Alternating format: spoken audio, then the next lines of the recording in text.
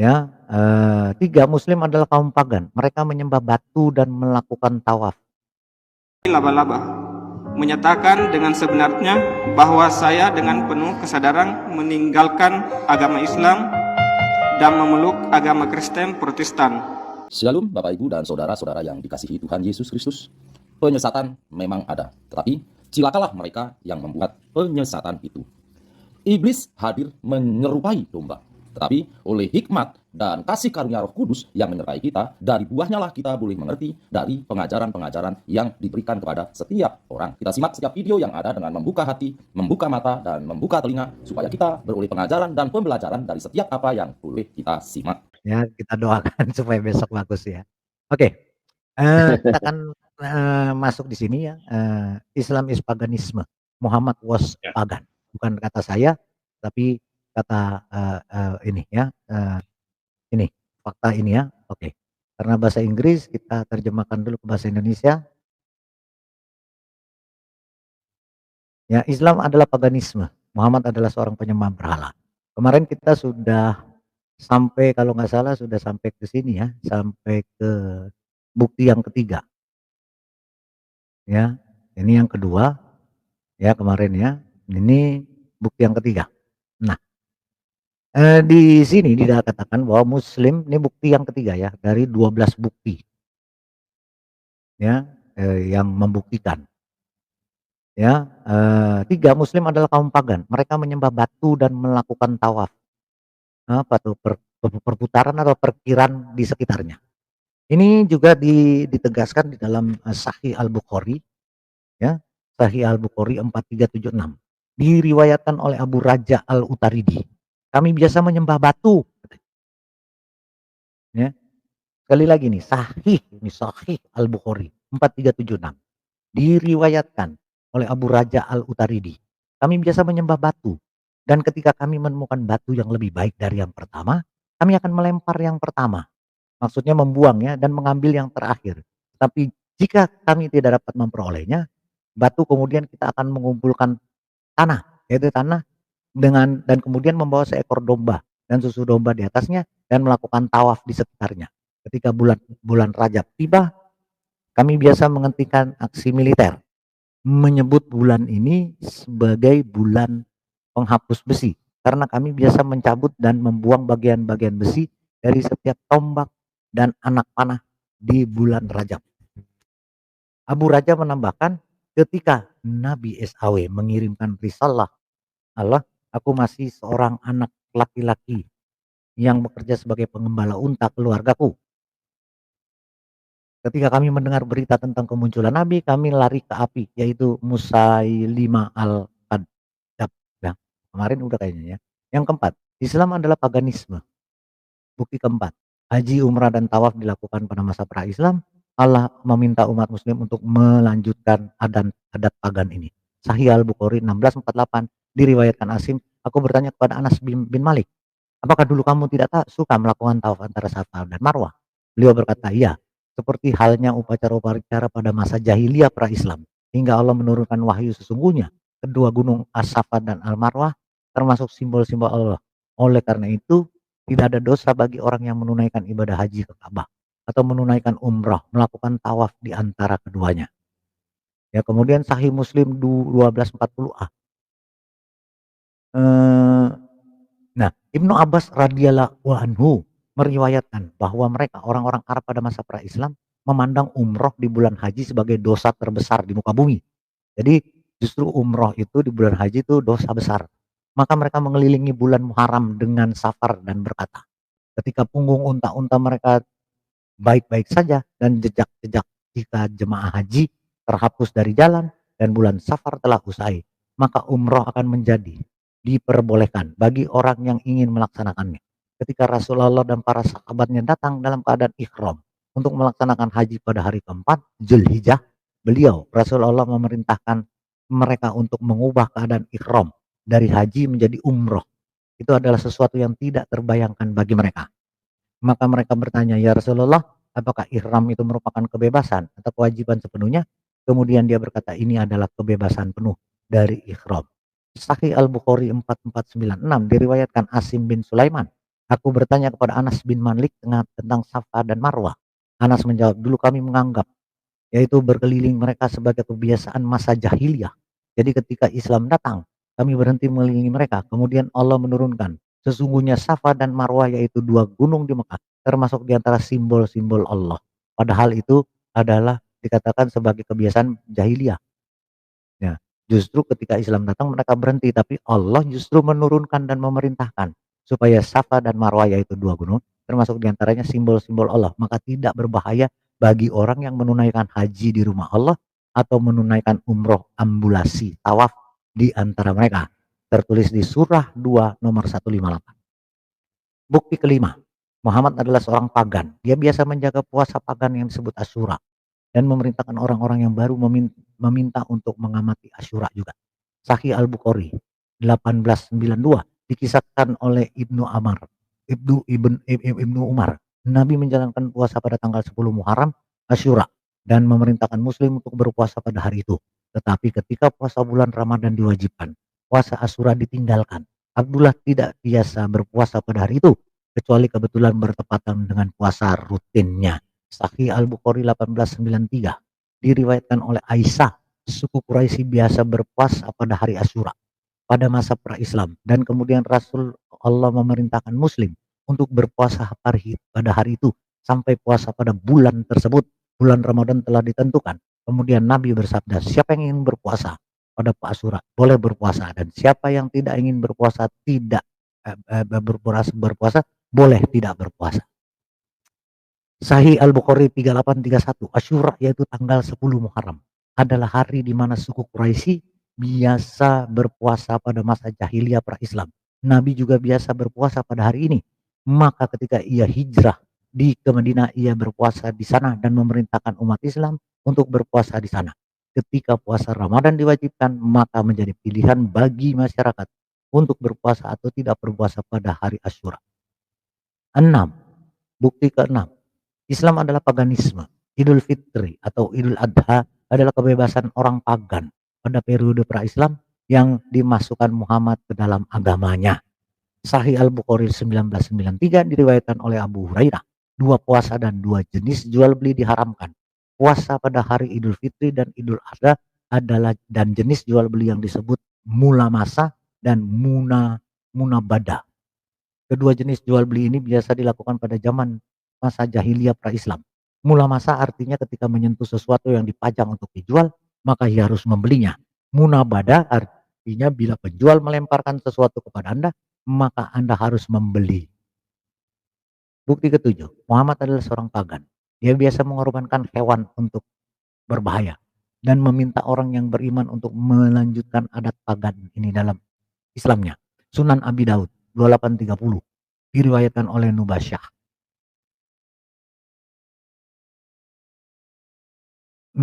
Seorang laki-laki bernama Rasulullah.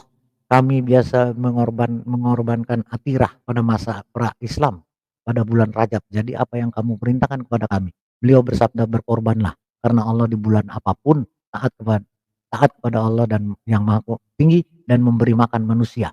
Dia berkata, kami biasa menyembelih farah pada masa zaman pra-Islam. Lalu apa yang mereka perintahkan kepada kami? Beliau bersabda, pada setiap hewan yang digembalakan oleh farah, yang diberi makan oleh ternakmu hingga menjadi kuat dan mampu memikul beban.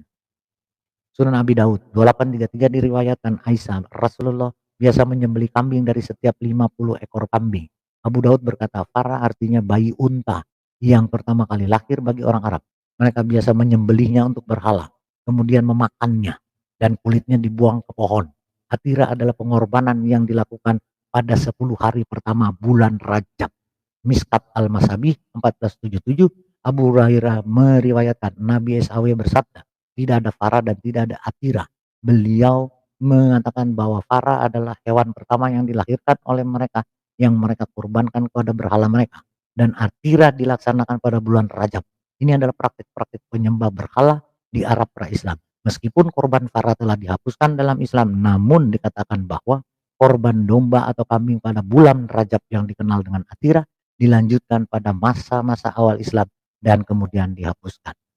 8. Muhammad adalah seorang pagan. Dia menyembah batu hitam. dan dengan bangga mengedarkannya bersama temannya Muslim dan kaum Quraisy pagan. Ini ya, hadis Muslim 1218, Sunan Abi Daud 1889. 9. Orang pagan mengedarkan Ka'bah dengan mengelilingi Ka'bah maksudnya. Orang pagan mengelilingi Ka'bah dengan telanjang, sama dengan yang dilakukan umat Muslim saat ini. Allah mengungkapkan Al-Quran untuk orang pagan atau Quraisy. Sahih Al-Bukhari 1665, kemudian Sahih Muslim 1219b. Ini bukti-buktinya. 10. 10 mana tadi? Ya. Ke-10. Bukti ke-10. Batu hitam adalah berhala pagan. Salah satu dari 360 berhala di Ka'bah yang disembah oleh pagan Quraisy dan Muhammad. Ya. Kemudian 11. Tadi 10, sorry. Loncat-loncat. Yang ke-10. Ini tradisinya ya. Tangkapan layar dari ini Hajar Aswad. Kemudian yang 11. Ke-11 umat muslim percaya batu yang diibadahkan dapat menyediakan dosa, maksudnya menghapuskan dosa sehingga menjadi hitam. Jami At-Tirmizi 959. Ya, jadi batu hitamnya bisa menghapuskan dosa. Jami At-Tirmizi 877, buku 9, hadis 70. Ya, kalau baca panjang. 12. Ya, umat muslim percaya batu hitam akan bersaksi di hari perhitungan. Akan diberikan 2 mata untuk melihat dan lidah untuk berbicara. Sunan Ibnu Majah, kitab ritual haji, hadis 2944. Ya itulah 12 bukti. Islam adalah pagan, penyembah setan. Muhammad adalah pagan, penyembah berhala. Itu bukti-buktinya. Nah, sebelum kita melihat bagaimana setelah mereka sadar, ya, setelah mereka sadar bahwa mereka penyembah berhala selama ini, mereka murtad. Silakan Pak Nikodemus tanggapannya. Sebelum kita lihat.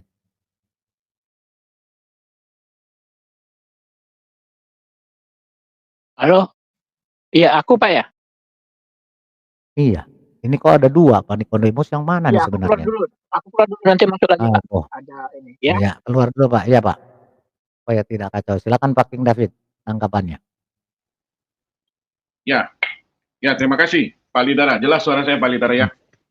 Jelas sekali, mantap. Nah, Keras kalau dan apa yang jelas. dibacakan Pak Lidara tadi dalam data-data itu tadi ya, memang jelas ya Islam ini kan mengikuti ajaran-ajaran pagan atau meneruskan ajaran-ajaran pagan.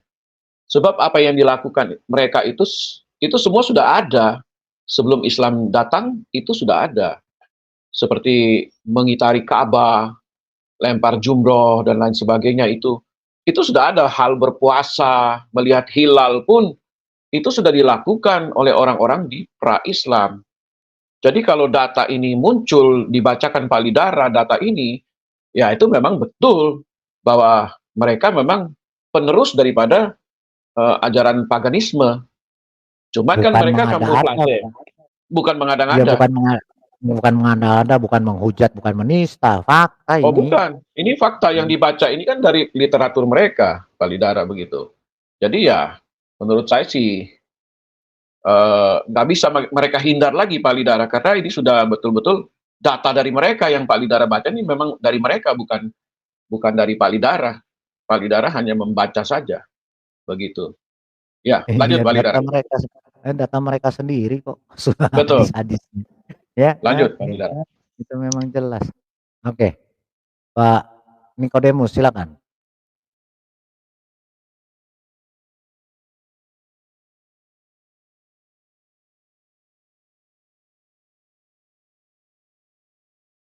Oh, Hello Kitty silakan. Ada yang mau disampaikan, silakan.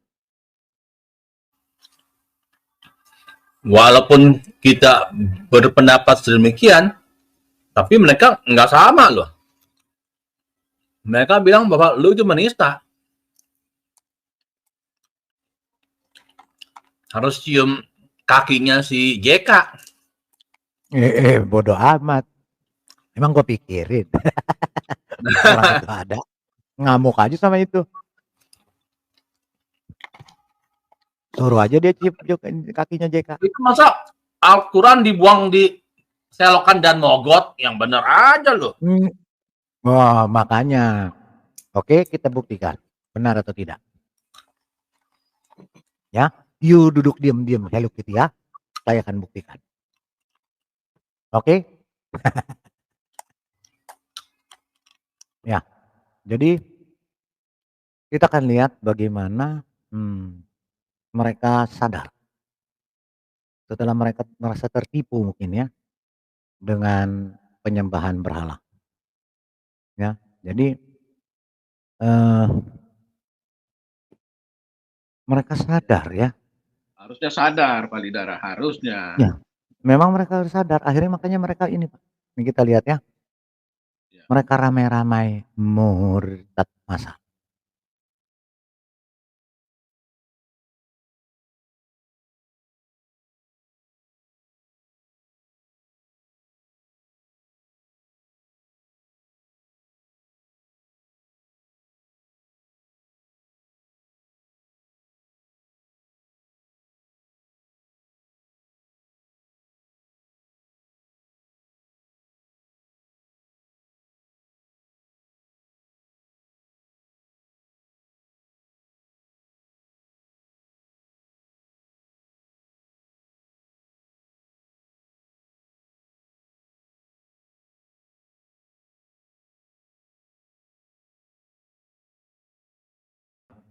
Lihat ya, beramai-ramai.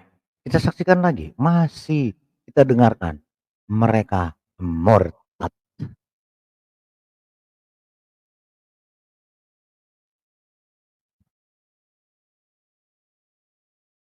Muhammad Daryanto, aku membaptis engkau di dalam nama Bapa dan Anak dan Roh Kudus. Firman Tuhan, aku telah memanggil engkau dengan namamu, engkau ini kepunyaanku.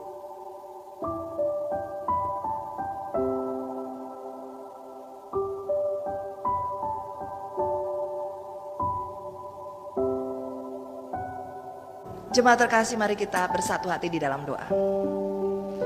Sungguh kami bersyukur dan bersuka cita ya Tuhan, ketika di minggu Advent ketiga ini Engkau boleh menganugerahi kami kesempatan untuk menjadi saksi bagi saudara-saudari kami, ketujuh rekan-rekan kami, yaitu warga Sidi Jemaat yang baru, yang boleh mengikrarkan janji setianya di hadapan Tuhan dan jemaat. Bagi saudari Purnima, saudara Muhammad Haryanto, saudari Skolastika Riandini, saudari Emma Yemanto Waratmas, saudari Febias Anggita Permata, saudara Jimmy Michael Tirtayasa, dan juga saudari Olivia Ineski Prasastika. Kami menyerahkan mereka ke dalam tangan Tuhan. Biarlah Tuhan sendiri yang merajai kehidupan mereka, menjadi juru selamat yang selalu berjalan bersama dengan mereka menghadapi setiap musim kehidupan. Mereka juga boleh dengan kuat tegar memikul salib Kristus dan ada harapan akan masa depan yang indah. Luar biasa. Kita lihat lagi para murtad ini. Kevanasan. Yang bertanda tangan di bawah ini, nama, agung, jenis kelamin laki-laki, tempat tanggal lahir Maros 8 September 1999, warga negara Indonesia, agama Islam, pekerjaan swasta, alamat Batu Putih Laba-Laba. Menyatakan dengan sebenarnya bahwa saya dengan penuh kesadaran meninggalkan agama Islam dan memeluk agama Kristen Protestan atas keyakinan serta kemauan saya sendiri, tanpa ada paksaan dari pihak manapun. Demikian surat pernyataan ini saya buat dengan sebenar-benarnya, dan apabila surat pernyataan ini tidak benar, maka saya bersedia dituntut sesuai dengan hukum dan undang-undang yang berlaku tanpa melibatkan pihak lain. Jayapura, 20 Februari 2024, yang membuat pernyataan agung. Tuhan mendengarkan dan meneguhkan pernyataan dan pengakuan Saudara Agung di hadapannya.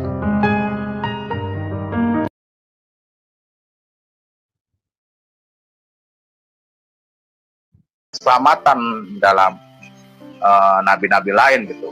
Semua nabi pernah berdosa, saudara kasih. Semua nabi pernah berdosa. Hanya Tuhan Yesus saja, Isa Al-Masih saja yang ibaratnya tidak pernah melakukan dosa. Gitu. Adam pernah melakukan dosa. Abraham pernah melakukan dosa. Musa pernah melakukan dosa. Bahkan Muhammad sekalipun itu berdosa. Nah, apalagi kalau misalkan saya pada waktu ini ingat lagi tentang pelajaran hadis gitu. Tentang hadis Sahih Bukhari yang membahas ketika itu sahabat melihat Muhammad menggilir istrinya dalam satu malam sebanyak pada waktu itu Muhammad mempunyai istri 9, digilir satu malam. Saya langsung berpikir, apakah ini nabi dari Tuhan? Lalu saya renung lagi, Muhammad menerima wahyu pertama kali di Gua Hiro.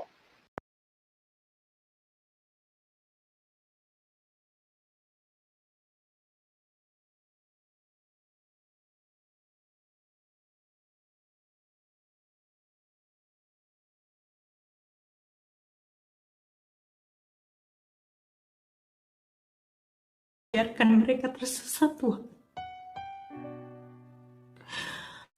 Satu pergumulan yang berat buat aku.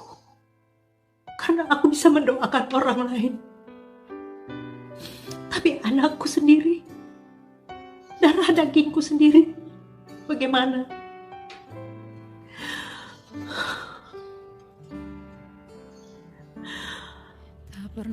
Dulu aku berpegang teguh dengan keimananku.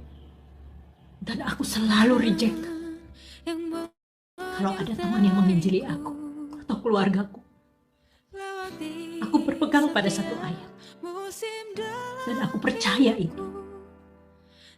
Aku yakin bahwa agama yang aku anut adalah agama yang benar.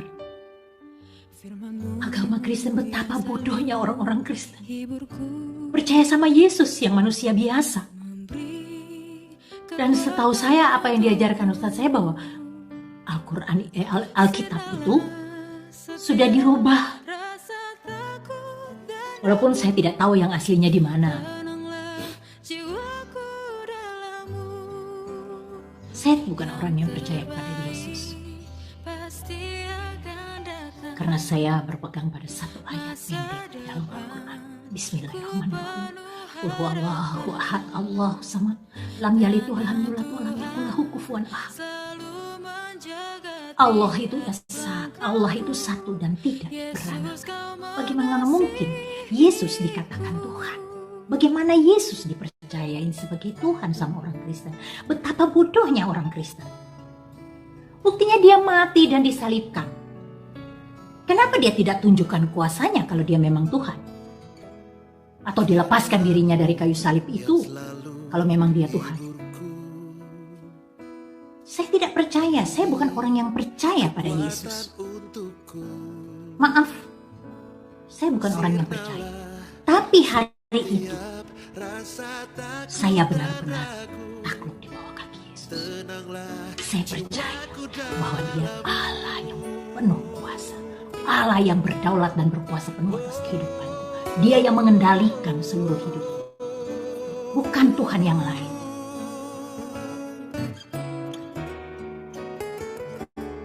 Banyak hal saya alami. Saya banyak mengalami Tuhan. Saya mengalami Yesus luar biasa. Dan saya tahu di dalam nama Dia ada kuasa yang besar. Di dalam nama Dia ada mukjizat. Saya alami. Saya bisa katakan begitu. Saya mau cerita juga tentang bagaimana nasib jilbab saya. Semua relasi saya tahu saya seorang muslim. Saya berhijab. Sebelum orang lain berhijab, saya dan anak saya sudah berhijab.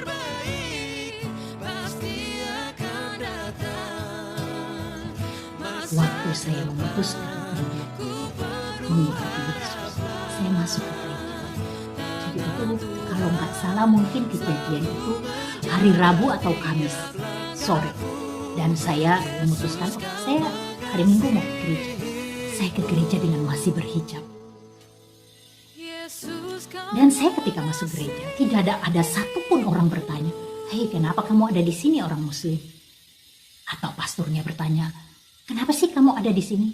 Nggak ada yang memperhatikan, bukan memperhatikan, nggak ada yang mengintimidasi atau bertanya gitu. Nggak ada sama sekali. Ngapain sih kamu di sini? Kamu kan orang Muslim, ngapain kamu di sini? Nggak ada yang bertanya begitu atau yang memperlakukan aku dengan tidak baik. Semua orang yang melihat saya hanya diam dan tersenyum aja. Saya masuk ke gereja, saya berlutut. Dan saya berdoa. Tuhan, ini aku datang padamu, aku cari Engkau.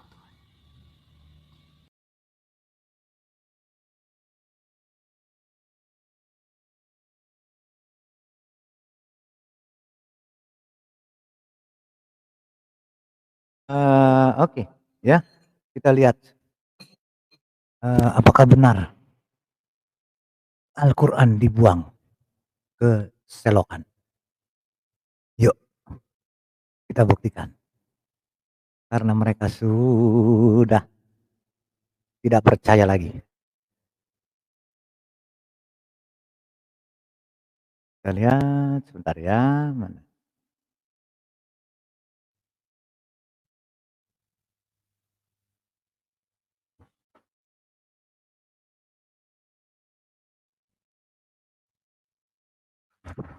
Hundreds of the Qurans in Saudi Arabian Suez.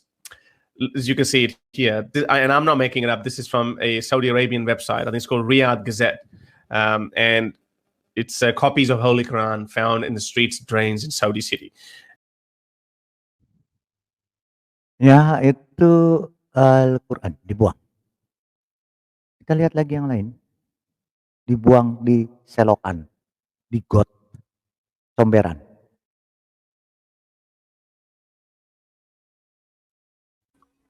Nggak dosa tuh. Nggak tahu. Large number of copies of the Holy Quran have been recently found and discarded in the street drainage system in one of the district of Taif, Saudi Arabia, report said. According to Tunisian daily Al Jarida, a 13-year-old boy found the copies and his father informed the police. Footage of the copies of the Quran found in street drains was broadcast on NBC satellite network, sparking anger among viewers. This is not the first time desecration of the Quran happens in Saudi Arabia. In 2013, Quran copies were found in the Suez system in Taif. Later that year, insulting the holy book by prison officials in Al Har province led to protests in different parts of the country. In 2014, a Saudi citizen found torn copies of the Islamic holy book in garbage cans again in the city of Taif.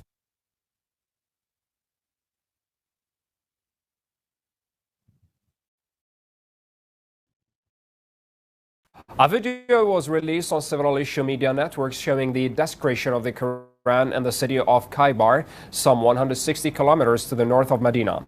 Social media users have condemned the incident and called for bringing those behind it to justice. According to RT Arabic, the Saudi Ministry of Islamic Affairs has also slammed the incident and vowed to pursue the issue and punish the perpetrators. In recent years, there have been numerous cases of disregard for the sanctity of the Holy Quran in Saudi Arabia. They ranged from discarding Qurans and drainage systems to desecration of Quran by prison guards. In 2017, a large number of copies of the Holy Quran were found discarded and the street drainage system in one of the district of Taif. In 2014, a Saudi citizen found torn copies of Islam's holy book in garbage cans, again in the same city. In 2013, Quran copies were found in the sewage system in Taif. Later that year, insulting the holy book by prison officials in the higher province led to protests in different parts of the country.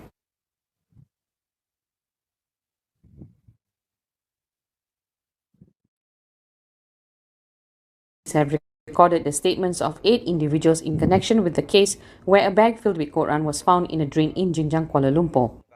Kuala Lumpur Police Chief Commissioner Dato' Azmi Abu Qasim said, as of Tuesday, police have taken statements from 8 individuals, including the complainant, those seen in the TikTok video, and the person who recorded it. Police also said they went to a nearby mosque to check if the copies of the Quran were from there. He also said they will send the copies of the Quran to the chemistry department for analysis and check footage from nearby CCTVs and as well as the Kuala Lumpur City Hall traffic surveillance system. Commissioner Azmi reminded the public to refrain from speculating on the matter as the investigation is ongoing. Earlier, a 52-year-old woman lodged a report that she had found 13 copies of the Quran in a drain at Tasik Sri Muni, Jinjang on Saturday.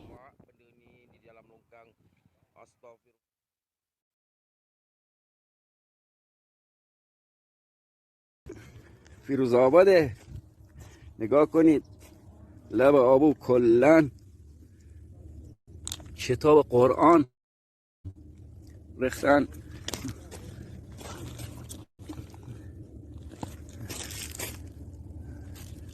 نه یکی نه دوتا حدود یه ماشین قرآن خالی که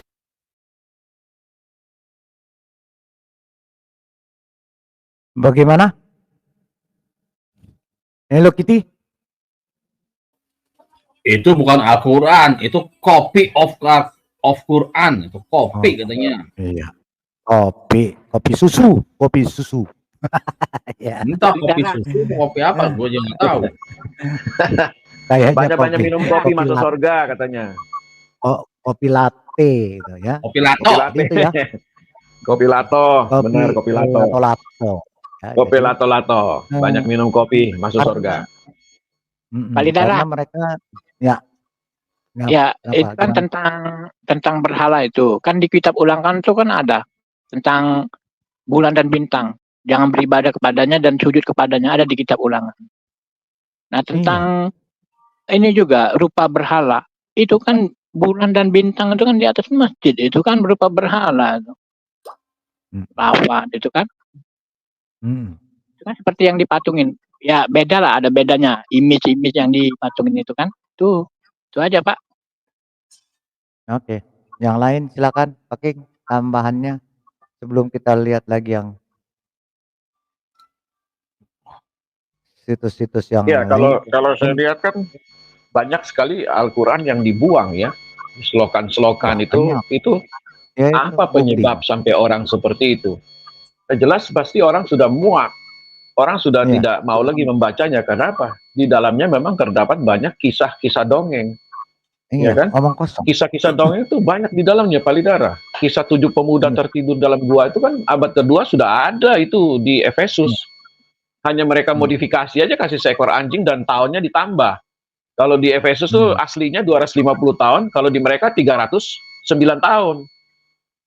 Itu kan uskup apa? Serut ya, Yakub Serut ya, kalau nggak salah ya. Dari Serut. Ya, Yakub dari Serut. Yakub dari Serut. Nah, itu jelas itu cerita dongeng. Kalau bisa dianggap masuk dalam Quran jadi wahyu, itu buat saya, waduh. Kalau Alkitab masuk seperti itu, Palidara, saya buang tuh Alkitab. Saya nggak percaya lagi. Iya. Jangan percaya. Saya Itu buang. namanya kitab omon-omon sama kitab Doraemon. Bahkan Palidara, Yasser Kadi, saya dengar dalam videonya Yasser Kadi, scholar muslim itu berkata begini loh. Kalau orang-orang Islam bawah, kelas bawah, yang tidak punya pendidikan di bidang agama ya, mereka memang menghormati Al-Quran. Mereka betul-betul takut. Tetapi buat yang orang-orang yang punya pendidikan, yang paham Al-Quran, mereka tahu Al-Quran itu sudah diedit, tidak seperti asli, sudah diedit-edit. Dia bilang itu benar. Ada videonya itu, tonton aja itu. Ya, jadi jangan bilang itu tidak diedit, dia bilang. Pak David ada videonya, bahkan dia bilang sebagai pejabat negara, dia juga orang berpendidikan. Dia bilang apapun juga, entah itu rumor, entah itu dongeng, entah itu apa, kalau udah masuk Al-Quran itu adalah firman Tuhan yang ada di depan kita. Ya, itu kan ini adalah kitab yang sama yang diproduksi pada periode Utsman bin Affan. Ya. Jangan salah, kitab yang ada, Al-Quran yang ada di depan kita itu diproduksi tahun 1924 di Kairo. Inisiatif dari khalifah kelima dari Bani Umayyah, namanya Abdul Malik bin Marwan. Jadi Abdul Malik bin Marwan, khalifah kelima dari Bani Umayyah, bersama gubernurnya di Irak bernama Hajjaj bin Yusuf, mereka berdua membentuk satu komite untuk mengedit Al-Quran. Coba bayangkan, proses editing Al-Quran itu masih terjadi pada masa Abdul Malik bin Marwan. Dan di antara anggota komite yang dibentuk oleh Abdul Malik bin Marwan ini, mereka berjumlah 6 orang, itu terjadi perdebatan tentang bagaimana ini dibaca, apa yang perlu dimasukkan, apa yang tidak dimasukkan. Ya memang, ya ini kitab suci kita ya, masa iya Quran diedit gitu. Terus apa bahasa yang lebih sopan kira-kira? mengedit Al-Quran itu kan berat sekali ya. Saya paham, Anda pasti susah menerima ini ya. Paham apa namanya? Tetapi gini lah, ulama-ulama awal itu masih berdebat tentang apa yang perlu dimasukkan, apa yang dihilangkan, apa yang salah, apa yang benar. Ya. Mereka dulu tuh terbiasa berdebat tentang ini. Kita yang hidup di abad 21 itu lebih picik pikiran kita. Kita lebih tertutup. Ya. Maka Al-Quran ini sekarang menjadi kitab yang tidak mungkin kita otak-atik. Jadi ketika saya pernah nulis di Jotan tentang rekonstruksi surah Al-Kafirun, itu heboh, mengotak-atik Al-Quran. Padahal yang saya lakukan itu dengan ilmiah.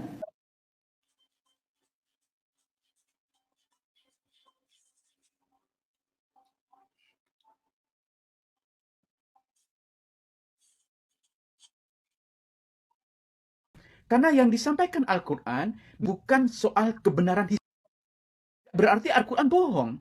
Karena yang disampaikan Al-Quran bukan soal kebenaran historis. Jadi kita harus bedakan ini. Kebenaran historis, yang itu bukan sesuatu yang dibicarakan Al-Quran. Yang dibicarakan Al-Quran adalah model kebenaran literer atau kebenaran artistik. Lebih dari 2/3 kandungan Al-Quran itu sebenarnya menyangkut cerita, kisah, hukum, ataupun elemen-elemen dari umat-umat terdahulu yang juga direkam dalam kitab-kitab terdahulu, terutama the Bible, ya, baik itu Perjanjian Lama atau yang disebut dengan Hebrew Bible atau Alkitab Ibrani ataupun New Testament, hanya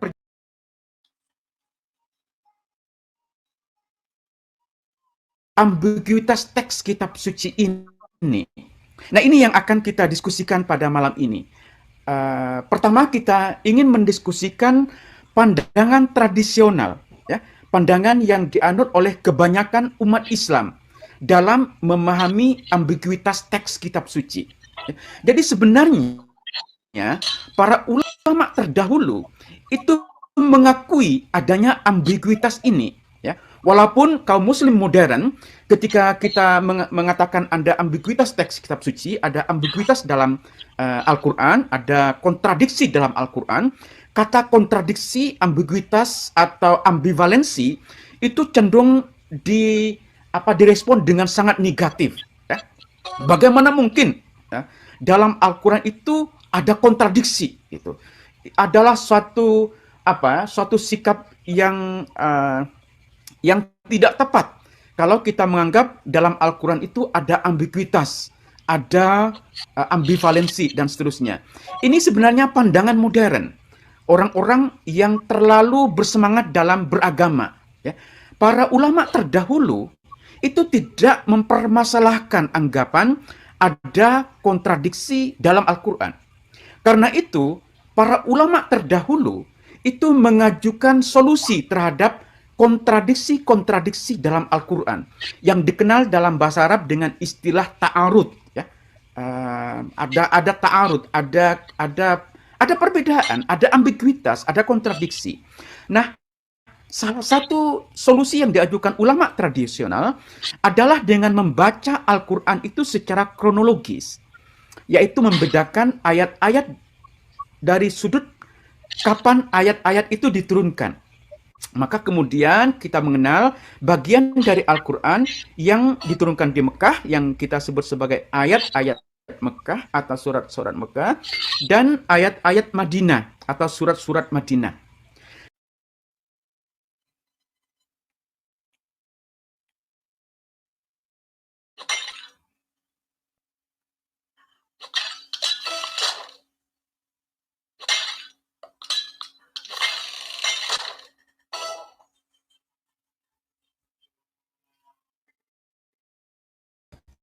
Semacam yaitu menyangkut konsep ketuhanan. Ini memang persoalan yang sangat-sangat rumit, dan karena itu sebelum saya memulai menyampaikan satu perspektif tentang apa yang disebut dengan ayat-ayat polemik dalam Al-Quran, saya ingin memberikan semacam caveat, ya, semacam kayak model peringatan gitu, supaya tidak ada salah paham. Pertama, bahwa yang akan saya sampaikan itu bukanlah sebuah upaya untuk mencari sintesis, ya, antara perbedaan paham Kristen dan perbedaan paham Muslim. Ya. Dalam soal-soal teologi, kita memang harus akui dari awal ada perbedaan yang sangat subtil, yang sangat fundamental antara teologi orang-orang Kristen dan teologinya kaum Muslim. Jadi perbedaan teologi itu memang tidak perlu dicarikan sintesisnya. Ya, memang tidak perlu dicarikan titik temunya. Ini yang saya ingin tekankan. Jadi yang akan saya lakukan itu bukan mencari titik temu antara pemahaman atau konsep ketuhanan dalam Kristen dan konsep ketuhanan dalam Islam. Ya, jadi tidak akan mencari titik temu, dan karena itu yang diperlukan dari kita adalah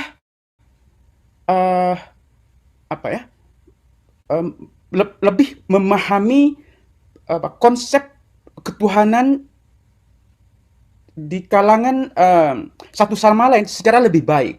Ya. Jadi untuk menumbuhkan semangat berdialog, maka tidak diperlukan persamaan. Jadi kita tidak ingin menekankan persamaan, melainkan menekankan respect, menekankan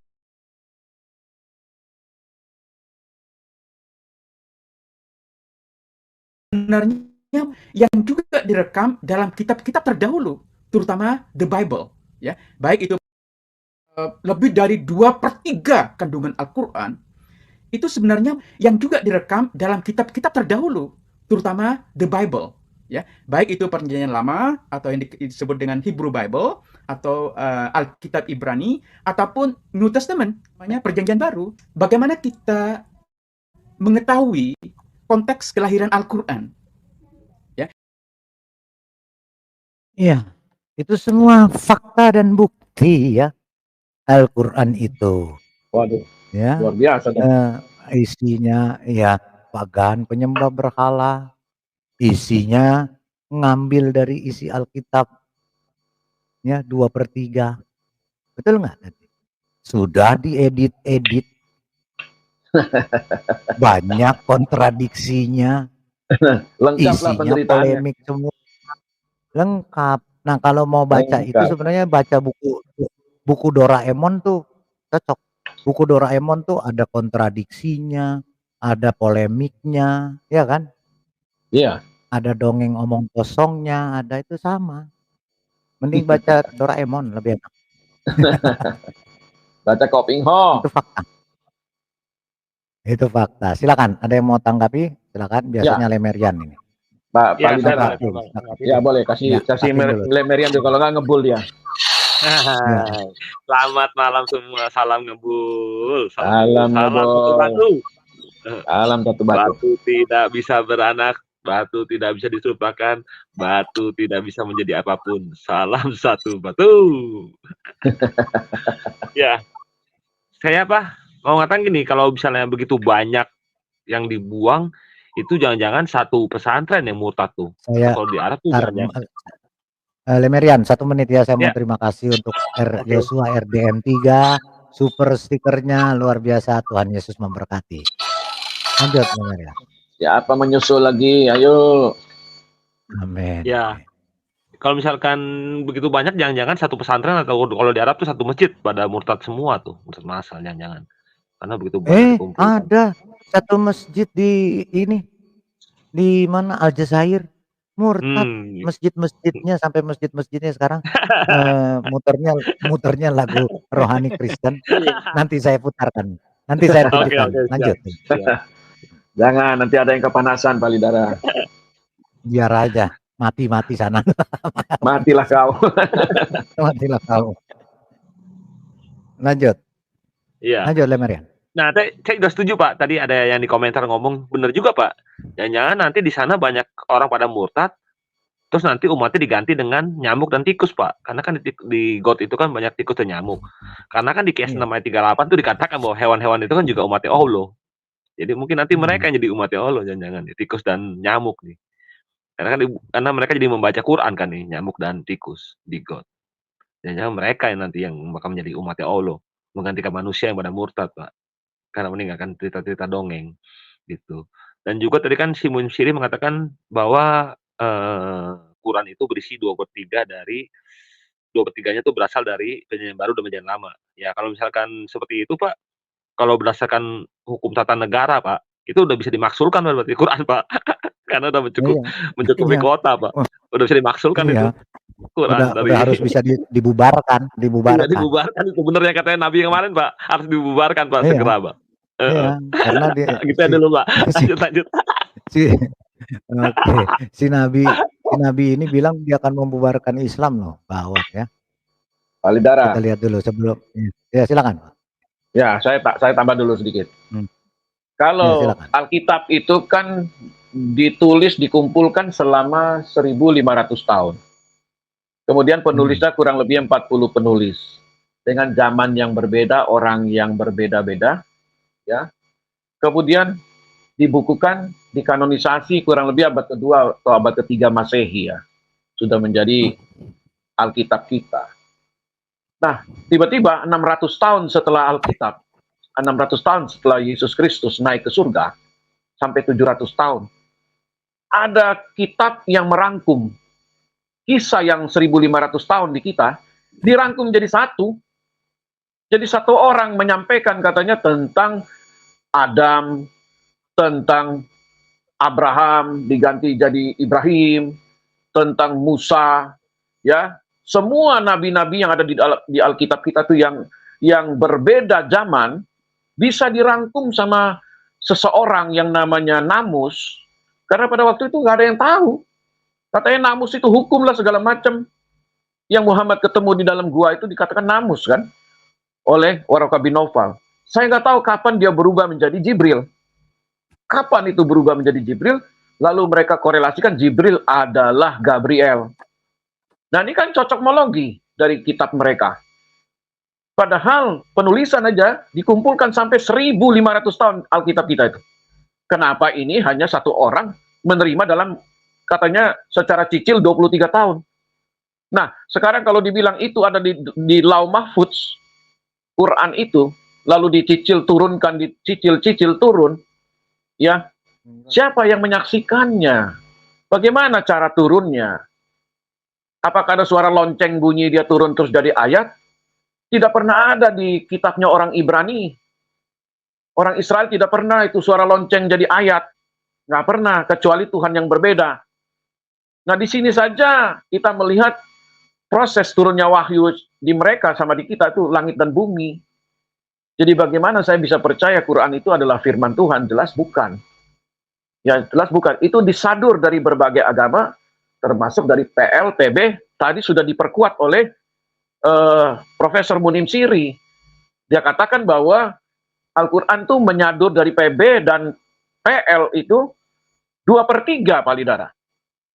2/3 itu sekitar hampir 80% ya. Wow. Luar biasa itu. Ini pengakuan loh dari seorang yang berpendidikan tinggi. Pak King. Ini Seorang kapan mau muslim. dimaksulkan, Pak? Pak King, kan udah 2/3 nih, kapan mau dimaksulkan? Mau diturunkan kapan nih? Secepatnya kalau bisa, dalam tempo yang sesingkat-singkatnya. Iya, tempo singkat-singkatnya ya. Mantap. Lanjut. Ya udah lanjut. Saya stop dulu. Pak, Ya, oke.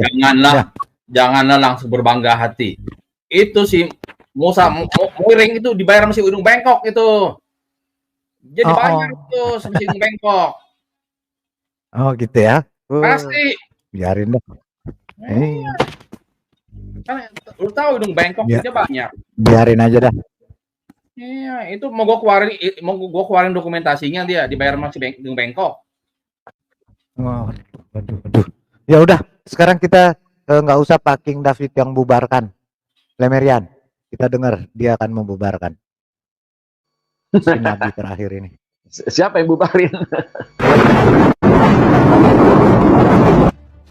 Hari ini, tanggal 18 Maret 2024, saya, Janes Kilondias, saya adalah Nabi yang diutus untuk mendampingi umat muslim.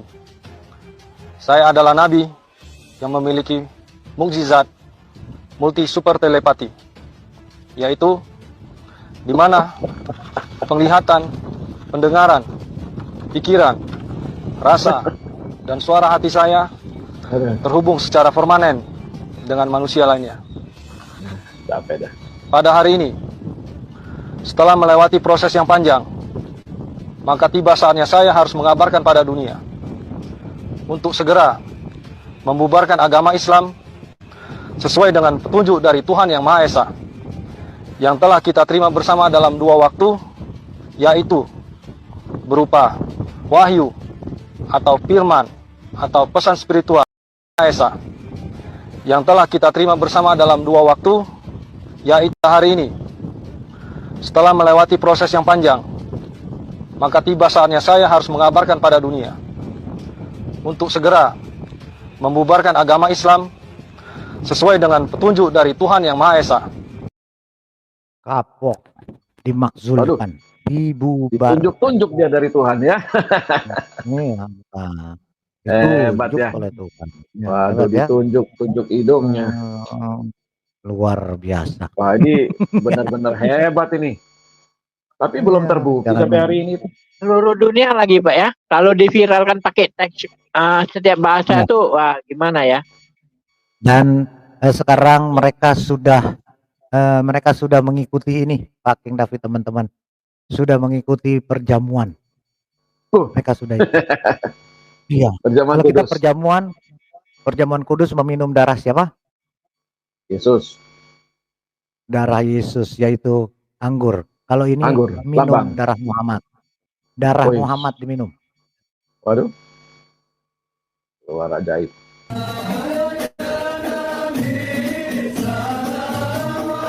Ritual minum darah Rasulullah.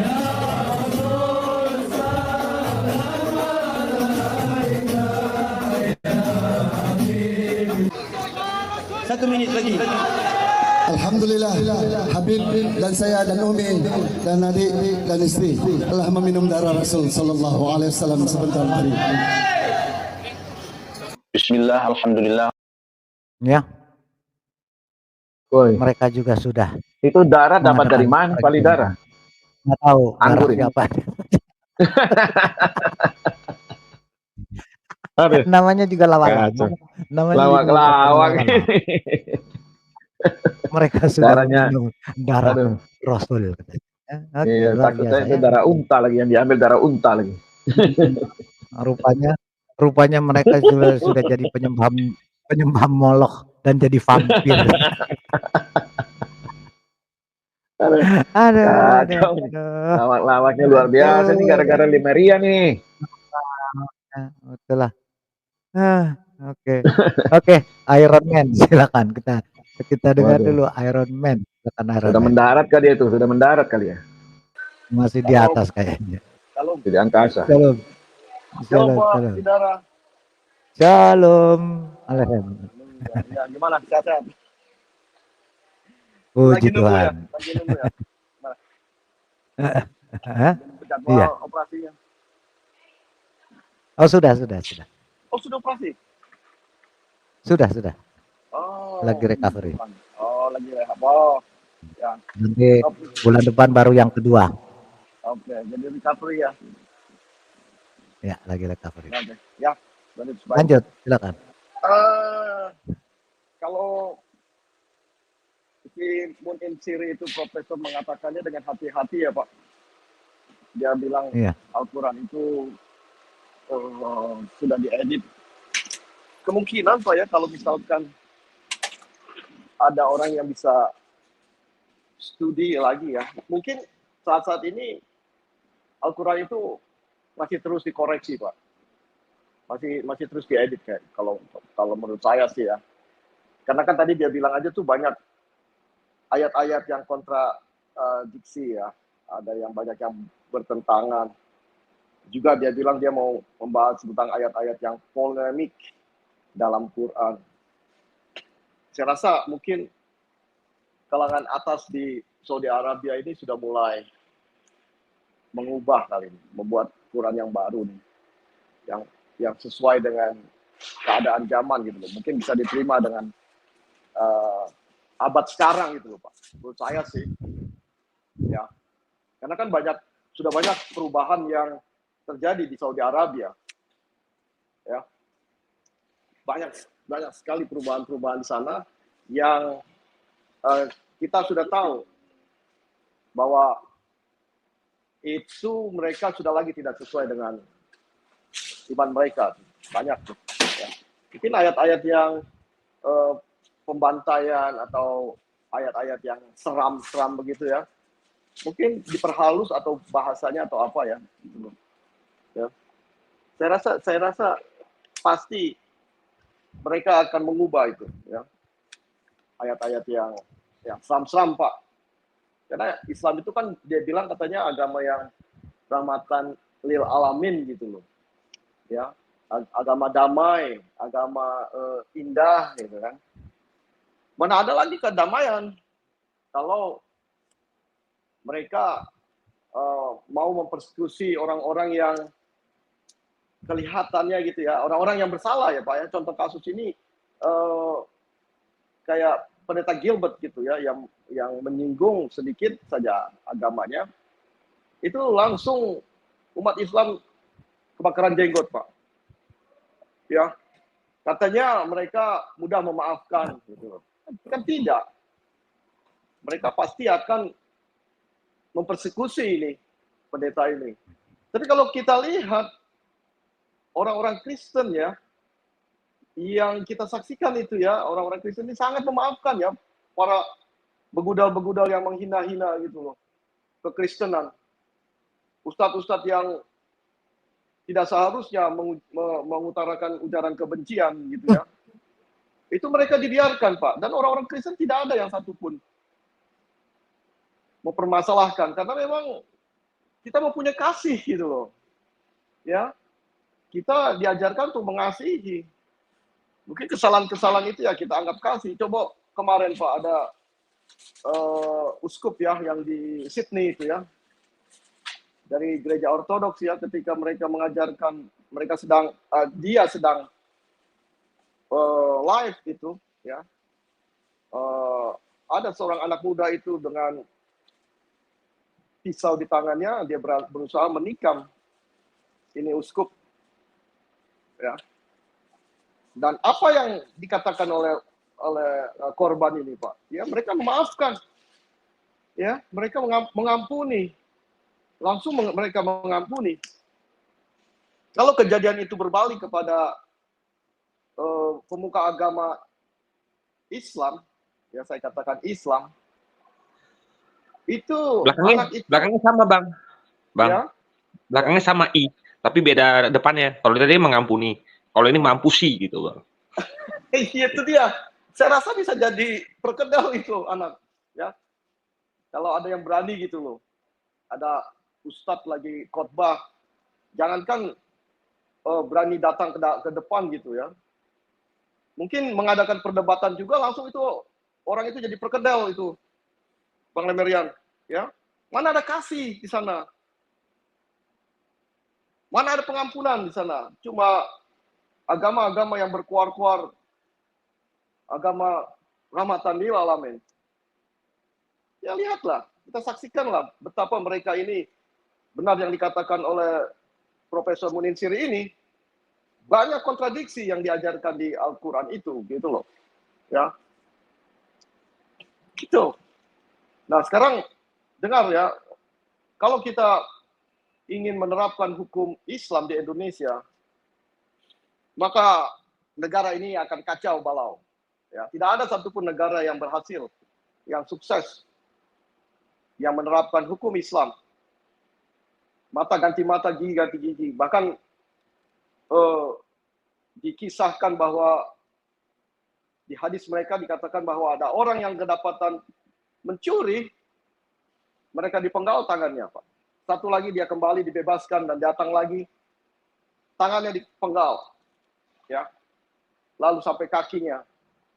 Nah, itu apa yang diajarkan oleh umat, oleh pemimpin agama nih, pemimpin yang buta huruf gitu loh, ya. Ada ustadz yang mengatakan kalau berani mengatakan Muhammad buta huruf akan saya laporkan, ya. Itu kan bertentangan Pak. Tapi kan ada dalil yang mengatakan memang Muhammad itu buta huruf. Bang Aaron, ya. Boleh saya tanggapin sedikit ya Bang, yang tentang itu Bang? Boleh, silakan. Ya, sebentar Bang, sedikit ya Bang. Saya sih lebih respect pada Pendeta Gilbert ya, karena Pendeta Gilbert berani minta maaf loh. Ah, itu dia. Gitu. Sedangkan si sedangkan Somad waktu kejadian malah dia ngotot itu pernyataan dia nggak salah karena disampaikan di depan jemaatnya. Nah ini sama, Gilbert lagi khotbah di gereja kok. Sama. Hal yang sama kan kalau mau disamakan. Kalau tolak ukur mau Oke. disamakan sama ini. Iya, betul. Oke, masih ada lagi? Ada Pak sedikit Kita Pak. lihat. Ya. Oke. Silakan Ya. deh kalau mau Kita lihat. dipotong nanti kita. Nggak apa-apa, silakan. Biar kita lanjut ke Ya lanjut, bukti Bang. bahwa Sorry, saya potong dikit doang, Bang. Nah. Ya nggak apa-apa. bukti Iya, pagan. maksud saya begini ya. Kalau kita hidup di dalam hukum Islam itu sangat luar biasa menakutkan ya. Ya. Banyak hal-hal yang sangat menakutkan. Ini agama bukan hanya untuk semua umat, tetapi agama ini hanya untuk kaum pria, ya. Karena kaum wanita ini menjadi kelas nomor 2 di sana. Tidak ada persamaan dengan kaum pria di sana, ya. Bahkan hadisnya mengatakan orang yang bisa membatalkan sholat itu salah satunya adalah wanita, ya.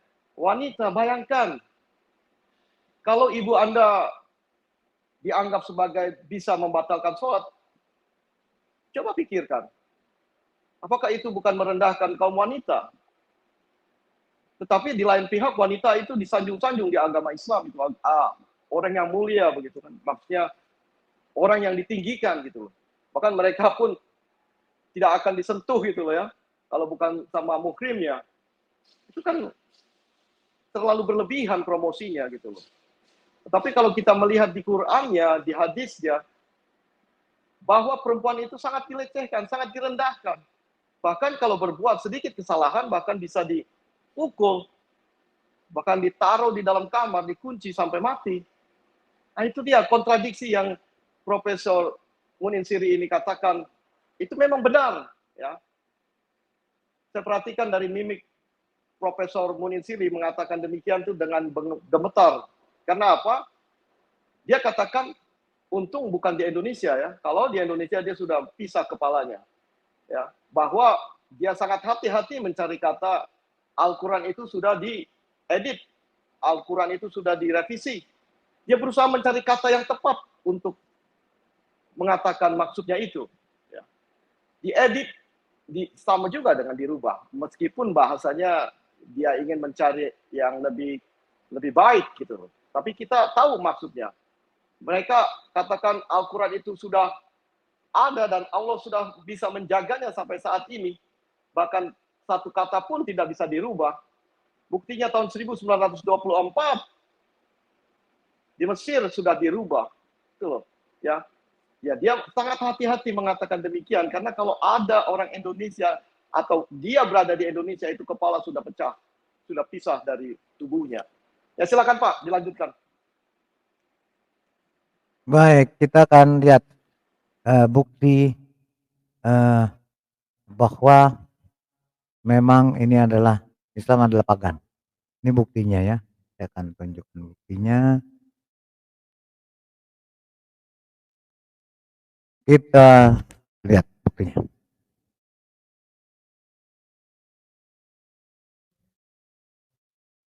More evidence that Hajj is a pagan practice. So we have this written in northwest Arabia centuries before Islam. Mad, the son of Abdullah, performed Hajj to the temple of god Dagon.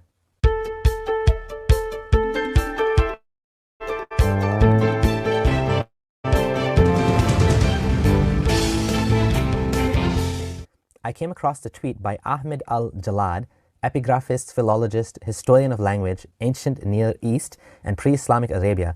He shared this carving in rock. Now, as Gypsy Hut on Twitter says, these Hajjis were performed in several sites with Kaabas all around Arabia and could be a day long or take 3 to 7 days.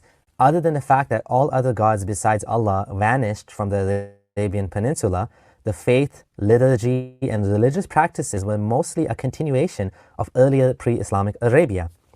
So, we have this rock that's saying that, you know, from basically a few thousand years before Islam, the name Abdullah, and even the concept of making a Hajj or a pilgrimage, right? Now, of course, Muslims immediately respond with, oh, we already knew that. We already knew that these guys corrupted the original practice of Hajj, and Muhammad fixed it and made it monotheistic. Now let's look at that claim. Let's dissect this claim. It says in the Quran in 396, "Indeed, the first house of worship established for mankind was that at Makkah, blessed and a guidance for the world." Now, here we have a pretty astounding, gigantic claim. The first house of worship of God for mankind. That's really significant. Let's stop there and just acknowledge that the Quran, and not a hadith, this is the Quran, is claiming the first house of worship for Allah was in Mecca. So, there's the following hadith in Sahih Muslim adds some details. Abu Dhar reported, I said, Messenger of Allah, which mosque was set up first on the earth? He said, Al-Masjid Al-Haram, the sacred mosque. I again said, then which next? He said, it was Masjid Aqsa. And then I said, how long the space of time between them? The Prophet said it was 40 years. And this is recorded in Sahih Muslim. So according to the hadith, there's a 40-year gap between Masjid Al-Aqsa and the Kaaba. How is that possible? The actual masjid itself, Masjid Al-Aqsa, was built by Caliph Omar and then was rebuilt by later caliphs. So that was after Muhammad's time. At Muhammad's time, there was no mosque there. But if he meant the actual general holy area, including, the Dome of the Rock, the gates of the Temple Mount, the other holy sites for the Jews and Christians, then when was the temple built? According to Jewish tradition and scripture, the first temple was built by King Solomon, the son of King David, in 957 BCE and destroyed by the Babylonians in 586 BCE. However, no substantial archaeological evidence has verified this. The second was constructed under the auspices of Zerubbabel in 516 BC and destroyed by the Roman Empire in 70 CE. Now, whatever the case is, we are talking about a temple that was created a whole 1,000 to 1,600 years before Muhammad. Yet Muhammad is saying the Kaaba in this little nondescript, non-significant town of Mecca in the middle of Arabia that has this box, this Kaaba, was built before the temple that Solomon built? Right. Okay, yeah, 40 years between the two. That makes a lot of sense, really. Right, so the Kaaba was built 1000 BCE, something like that? Yeah, right. Here's another question. If the first ever house of worship built... Ya, itu ya, membuktikan ya, memang pagan. Islam itu adalah pagan. Ya, oke. Masih ada lagi? Silakan yang mau menanggapi. Ya, Palidara. Jadi Pak King, silakan. Lanjut. Islam itu pagan itu udah clear, itu udah benar, nggak bisa dibantah. Ya, karena ajaran mereka kan sudah jelas. Satu, mereka menyembah ke arah batu. Ya, lihat aja tuh video bagaimana mereka mengusap-ngusap batu sambil menangis dan berkata, aku datang memenuhi panggilanmu ya Allah. Ada yang berteriak ya Allah, mencium itu Ka'bah. Ada yang berteriak fulus. Nama barunya Ya kan? Allah tuh fulus. Ada Nama tuh barunya Allah fulus itu. Itu jelas, itu pagan dan keliling-keliling Ka'bah itu sampai 7 kali ngapain gitu loh. Kalau di Alkitab keliling 7 kali itu kan Yosua dengan umat Israel merobohkan benteng Yeriko. Mereka berputar hari terakhir 7 kali itu, lalu mereka berteriak dan benteng itu roboh. Nah, dari situ mereka ambil ajaran itu, mengelilingi 7 kali. Nah, itulah orang-orang meniru-niru sebelum pra-Islam itu pagan. Lalu datangnya Islam, mereka juga ambil cara-cara itu. Ya, kemudian melempar jumroh. Rumah setan dilempar bukan tambah hancur, malah rumahnya tambah dibagusin sama pemerintah Arab jadi tambah gede. Bayangkan, dari lempar jumroh itu pemerintah Arab dapat uang berapa banyak loh. Satu batu, itu mesti 7 batu kalau nggak salah tuh beli. Berapa real? Membeli 7 batu kali, berapa ribu orang yang pergi ke sana. Itu pemerintah Arab Saudi itu kaya raya dari batu aja tuh. Batu dilempar nanti dia pakai ban berjalan, ambil lagi, jual lagi. Wow, itu kaya raya itu. Pak King, kalau saya melihat ini kan, lihat ini aja, kubahnya masjid itu ada bulan dan bintang, itu kan pagan. Nah, itu jelas, itu sudah pasti pagan. Kalau bulan bintang itu kan memang pagan. Melihat hilal pun juga itu pagan. Cuman mereka tidak mengakui itu. Mereka bungkus dengan tauhid itu. Tapi kalau kita lihat keasliannya, tidak ada yang baru di dunia Islam kan. Semua disadur dari berbagai agama. Nah, keliling Ka'bah itu kan tidak pakai pakaian dalam loh.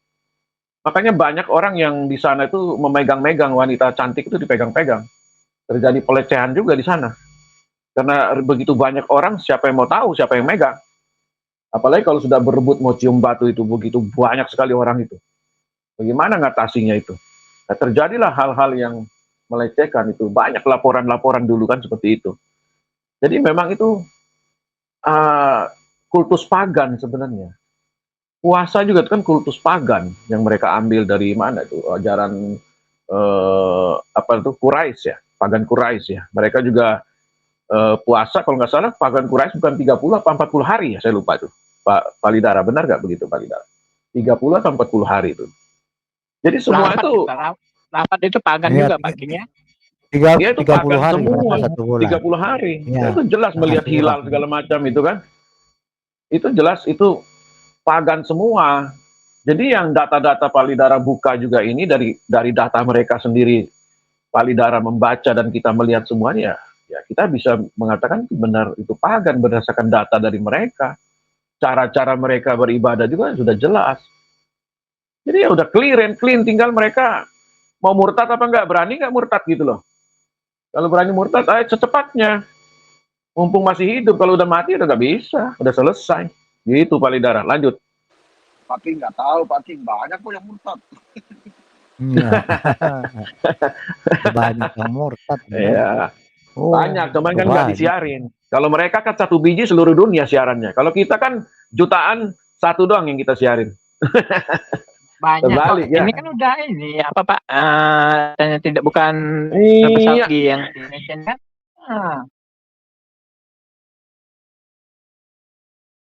Iya. Jadi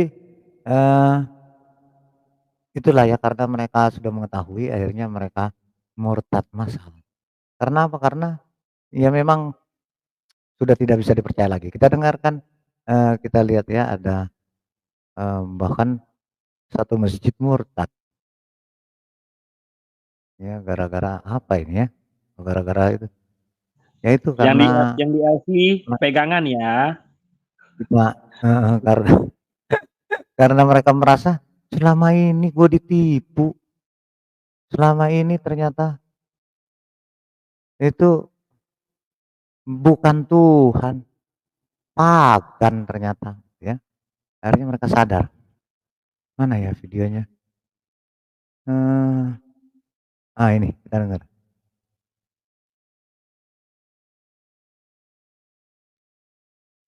شوفوا حتى التصالح بتاعه كأنه رواية ورش عن عاصم. شوفوا يا إخوان، بسم الله الرحمن الرحيم. هاي تبدأ إنجيل طبعوه يبدأ بسم الله الرحمن الرحيم، وهاولك هنا يتكلم لك على Injil.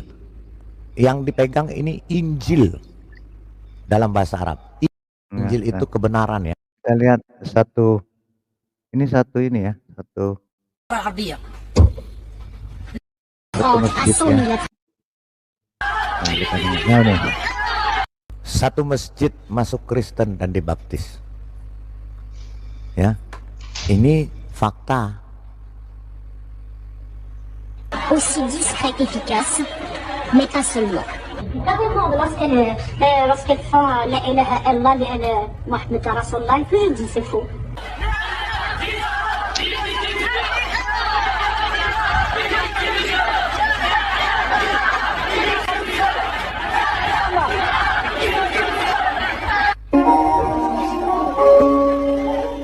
Ini menara masjid.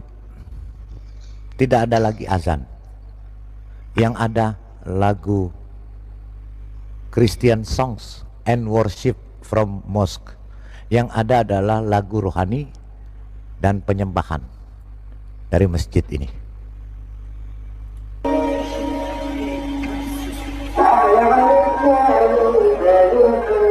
Waduh, ngikut setelah lagunya rohani. Pribadi ki. Ya, bukti. Satu masjid. Itu fakta, satu masjid dibaptis. Terima Tuhan, yes. Ayo, apalagi? Ya, nikmat kebenaran apalagi yang hendak kau dustakan, Lemerian? Aduh, terima nasib. Terima nasib. Karena tadi nabinya saja sudah mengatakan akan membubarkan kok. Tunggu aja waktunya. Kalian dibubarkan oleh sang nabi. Yang diutus oleh Tuhan. Iya. Apa mau dikasih lihat nih yang di LC? Ada nabi yang mengatakan harus bubar Islam. Saya mau tadi tunjukin kali Pak di LC. Yang di mana? Yang di LC mau dengar kali ini. Ada nabi suruh Islam dibubarkan. Islam ini nabi terakhir loh yang ngomong. Lemerian. Itu. Sebelum ini roh kamu di ini kan ada ayatnya. Sebelum roh kamu di kandungan ibu kamu kan Tuhan itu kan udah mengenalnya. Nah hati-hati loh, jangan sampai salah ya, jangan sampai jadi orang nggak bener ya.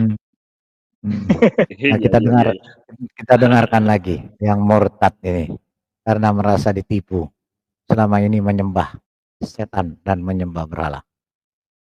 Tentunya kita langsung ingat siapa orang gerasa itu. Siapa orang gerasa itu, Bapak Saudara terkasih? Ada yang ingat?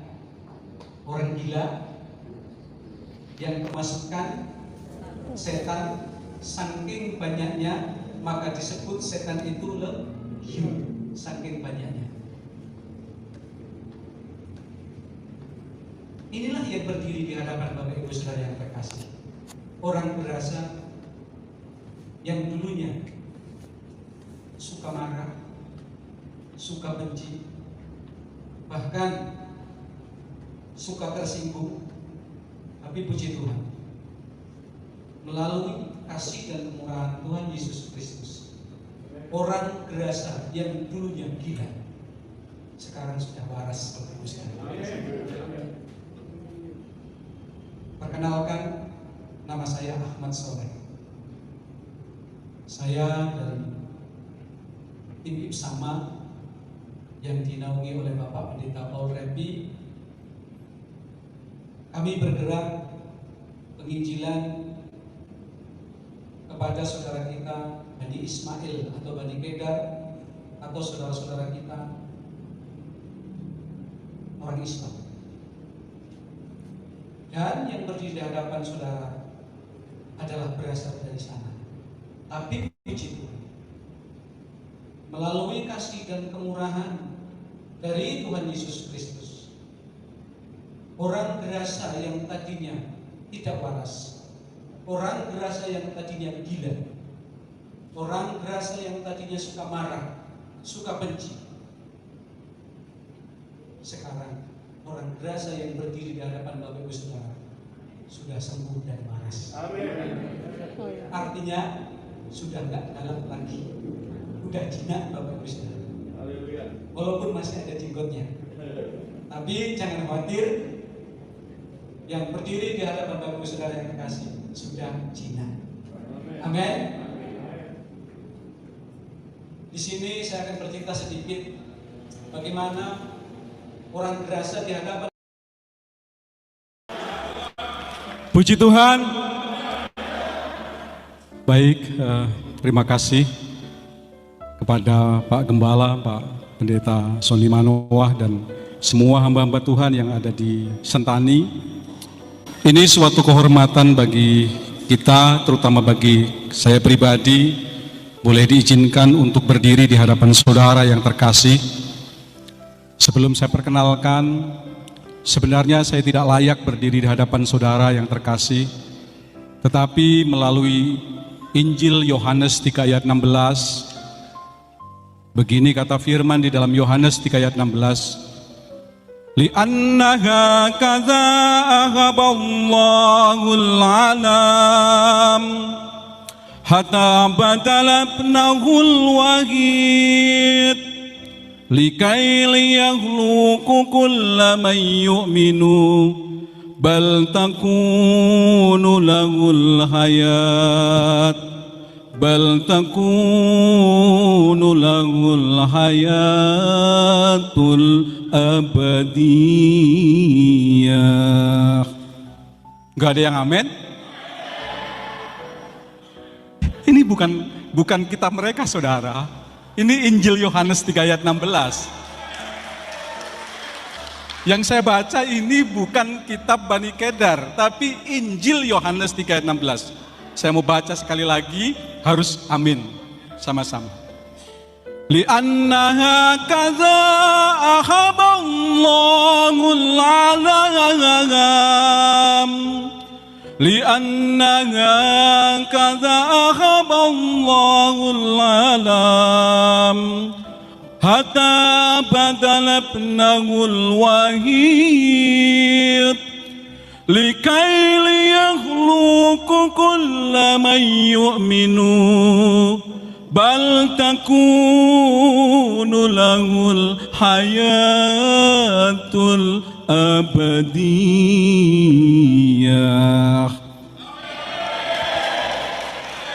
Saudara, saya boleh berdiri di hadapan saudara.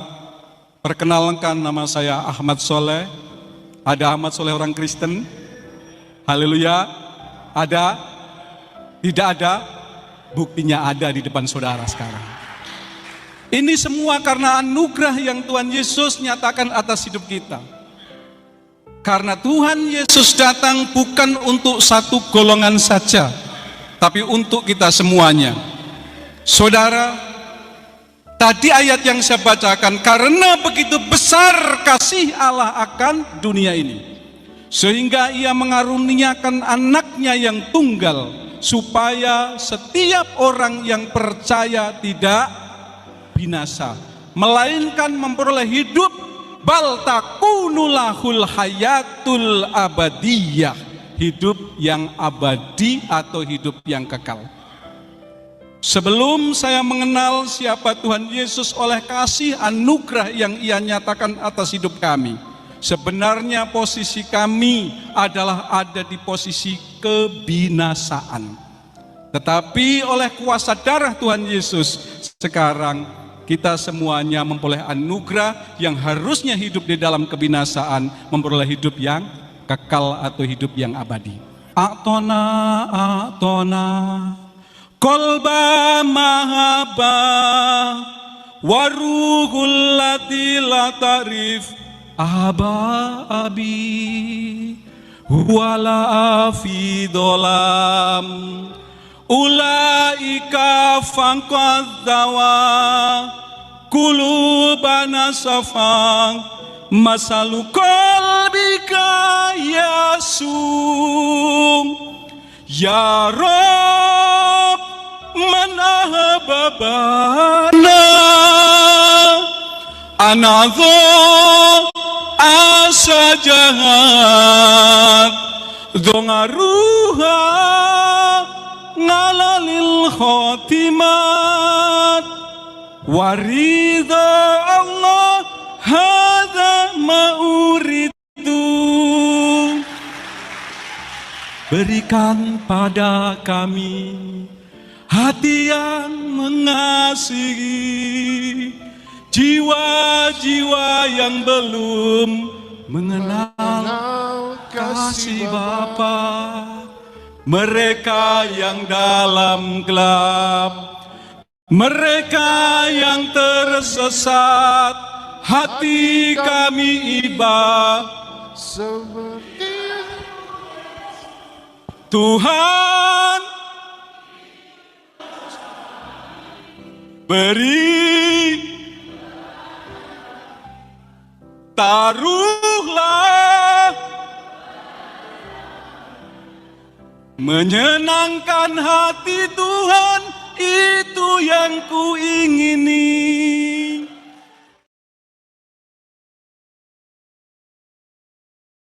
Haleluya, amin. Ya, oke. Siapa yang akan menanggapi? Silakan. Itu banyak mereka sudah sadar. Selama ini mereka di dalam kesesatan, mereka di dalam kegelapan, menyembah setan, menyembah berhala. Maka ketika mereka sadar, mereka keluar dan mereka mendapati terang itu, yaitu terang Yesus Kristus. Karena Tuhan Yesus mengatakan, akulah terang dunia. Akulah jalan yang lurus. Akulah jalan dan Siratal kebenaran dan mustaqim. hidup. Ya, tidak ada seorang pun yang sampai kepada Bapa jika tidak melalui aku. Betul. Maka Ahmad Soleh, Muhammad yang lain, mereka keluar dari kegelapan, mereka keluar dari kesesatan, mereka Amin. sadar akan penyembahan setan, Haleluya. penyembahan berhala, dan mereka masuk ke dalam terang Tuhan untuk hidup yang kekal di dalam surga nanti. Itu. Ya, karena mereka sadar. Bukan menghayal Dari- ya Pak ya, kenyataan ya. Oh, bukan Apa yang menghayal, terjadi. fakta. Iya. Fakta mereka. Ya, mereka sadar. Karena selama ini mereka di dalam kesesatan. Selama ini mereka dalam menyembah setan yang tidak punya kuasa apa-apa. Mereka menyembah batu, benda mati, berhala. Tapi mereka akhirnya sadar. Tuhan menangkap mereka. Tuhan memilih mereka. Tuhan menyelamatkan mereka daripada kebinasaan di dalam api neraka kekal. Dan mereka menerima itu. Maka mereka dibawa masuk ke dalam terang itu. Terang yang kekal. Pemilik terang itu. Dan pemilik kehidupan. Dialah Siratal Mustaqim. Dialah jalan yang lurus itu. Yang akan sampai kepada surga. Dialah yang wal awal wal akhiru. Dialah yang batin dan yang zahir. Dia yang tidak terlihat dan dia yang nampak. Itulah Tuhan Yesus Kristus, Tuhan dan Juru Selamat kita. Ada amin? Amin. Amin, amin, amin. Amin. Haleluya. Mudah-mudahan banyak orang-orang yang tersesat di dalam kegelapan sadar, Bertobat. keluar dari kesesatan, bertobat, masuk ke dalam terang Tuhan. Dan kita akan bersama-sama Haleluya. di surga yang kekal. Amin. Bukan di neraka yang penuh dengan lendir dan perempuan. Haleluya. Baik. Masih ada yang mau sampaikan? Silakan. Kalau tidak, kita akhiri dulu. Ini Pak, saya Pak Lidara. Apa? Ya. Halo? Iya, Ya, lanjut. Nah, saya ini kan Pak ya, melihat dunia ini kan sudah berapa banyak manusia. Saya menghormati loh Adam sampai ke Nuh. Dia kan penghasil manusia. Itu nenek moyang kita loh Pak. Nah, cuman inilah faktornya itu kan oleh iblis sama ego manusia itu pengen benar. Nah, itulah. Ini berdoalah ini menghargai, menghormati nenek moyang kita. Hasil-hasilnya kan banyak. Itu aja Pak. Ya, oke. Ada lagi Pak King? Ya. Lemerian? Ya, Jasanya surga yang begitu, suci Pak. itu, surga yang suci itu adalah surga yang penuh kemuliaan. Di mana di situ kemuliaan Tuhan hadir. Jadi kalau surga itu penuh pesta seks, bayangkan surga itu penuh lendir. Apakah manusia Berarti masuk surga yang- dengan tubuh jasmani? Berarti Kan yang tidak. mengadakan pesta seks itu germo namanya. Dia lupa, Pak Lidara. Dia itu ada di neraka lagi bulan promosi. Lupa dia. Jadi di neraka itu benar ada pesta seks. Prostitusi Pak ya. Iya. Tapi kalau di surga itu kan penuh kekudusan Tuhan. Jadi nggak mungkin di surga itu ada pesta seks. Masa pecah perawan? Saudara-saudara katanya, di surga kita itu pecahkan perawan istri-istri kita. Malu saya mengatakan. Tidak tahu malu saya mengatakan musuhnya begitu loh. Ya kan? Sudah dipecahkan, dia perawan lagi. Katanya, yes, 70 tahun tegak berdiri seperti Tugu Monas. Ah, itu ajaran sesat itu, Pak Lidara. Saya ucapkan terima kasih telah menonton video ini sampai habis. Dukung terus channel Hati yang Gembira dengan cara like, komen, dan subscribe. Tuhan Yesus Kristus memberkati kita semua. Amin.